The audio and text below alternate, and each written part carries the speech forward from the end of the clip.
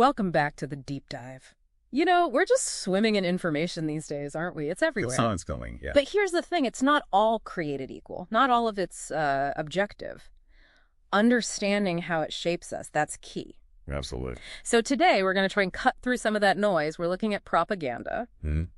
That loaded word. Right. But basically, it's communication that's really designed to steer you, to influence how you see things for a specific agenda. It's often biased, plays on emotions. It's not about giving you the straight facts, is it? It's about shaping opinions, driving behavior. Exactly. And what's really fascinating and maybe a bit scary is how psychological it all is. It's not crude, usually. It's sophisticated stuff. How so? Well, it taps right into our basic psychology.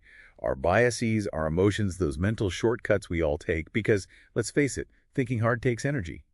Yeah, our lazy brains. Kind of. And the really insidious part, it often just slips past our critical thinking defenses, plants an idea before we even know it. Okay, so our mission for this deep dive then.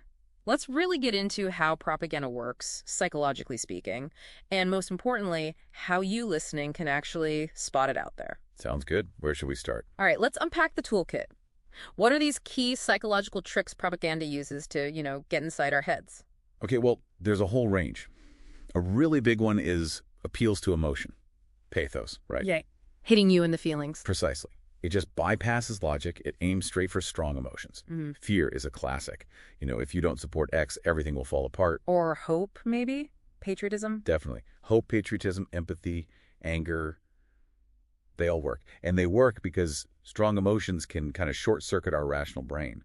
Fast tracks the message. So less argument, more emotional nudge. Got it. What else? Then you've got the bandwagon effect. This one plays on our deep-seated desire to belong, to be part of the crowd. The everyone else is doing it technique. Exactly that. It makes you feel like you're being left out, or maybe you're wrong if you don't jump on board. It implies consensus, even if it's manufactured. Okay, that makes sense. And then there's simplification and stereotyping.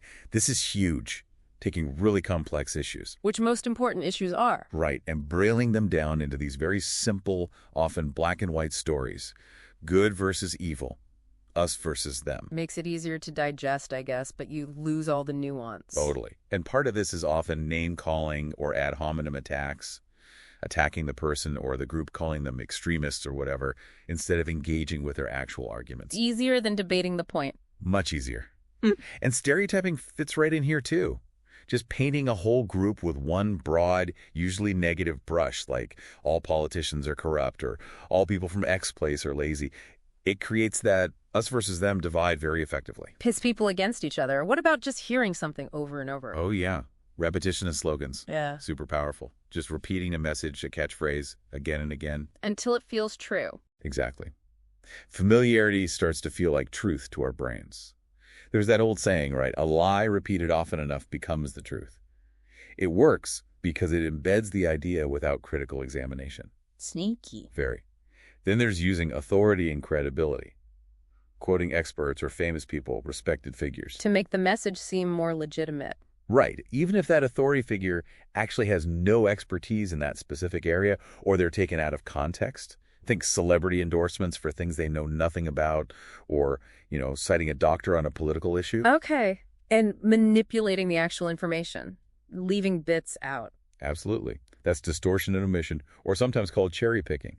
You only present the facts that support your case. And ignore everything that contradicts it. Precisely. It's about controlling the narrative by curating the evidence.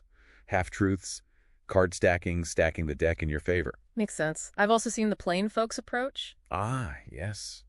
Trying to seem like just a regular person, one of the people. The politician suddenly talking about loving baseball and apple pie. Trying to build that connection, that trust. I'm just like you. Exactly.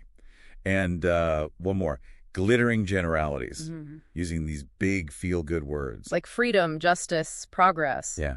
Words everyone likes, but that are super vague. They sound good, but they don't actually commit the speaker to anything specific. All sparkle, no substance. Wow, okay. That's quite a toolkit they have. So, knowing all this is the crucial part. How can you, the listener, actually arm yourself? How do you spot this stuff in the wild? It really comes down to critical thinking. Developing a kind of mental filter. Let's maybe call it a critical awareness checklist. I like that, a checklist. What's on it? Okay, first, question the source. Always ask, Who is behind this message? What might their agenda be? Their motivation? Are they trying to sell something, push an ideology, gain power? Step 1. Who benefits? Exactly. Second, identify emotional appeals. Ask yourself, is this trying primarily to make me feel something angry, scared, hopeful, rather than making a logical case? Strong emotion is a definite red flag. Okay. Feel versus reason. Third, look for oversimplification. Are complex issues being presented as totally black and white? Is nuance just gone? Be wary of simple answers to complicated problems. Got it. Check for nuance. Fourth, spot stereotypes and us versus them language. Is one group being praised while another is demonized or generalized unfairly? That division tactic is classic propaganda. Look out for the good guys, bad guys narrative. Right. Fifth, check for evidence and specifics. Are they making concrete claims you could actually verify? Or is it all just vague assertions and those glittering generalities we talked about? Demand specifics. So show me the proof. Pretty much. Sixth, consider what's missing. This is subtle but important. What aren't they telling you? Are there other perspectives or counter-arguments being ignored? That omission is often deliberate. What's not being said? Seventh, beware of repetition. If you hear the same phrase or slogan over and over and over, recognize that might be an attempt to just drum it into your head, not convince you logically. Don't let familiarity breed acceptance. Well put. Eighth, fact check. This is vital. Don't just take claims at face value, especially surprising or emotionally charged ones. Check them against independent, reliable sources. Takes a minute. Save you from being misled. Do your homework. And finally, maybe the most important, think for yourself.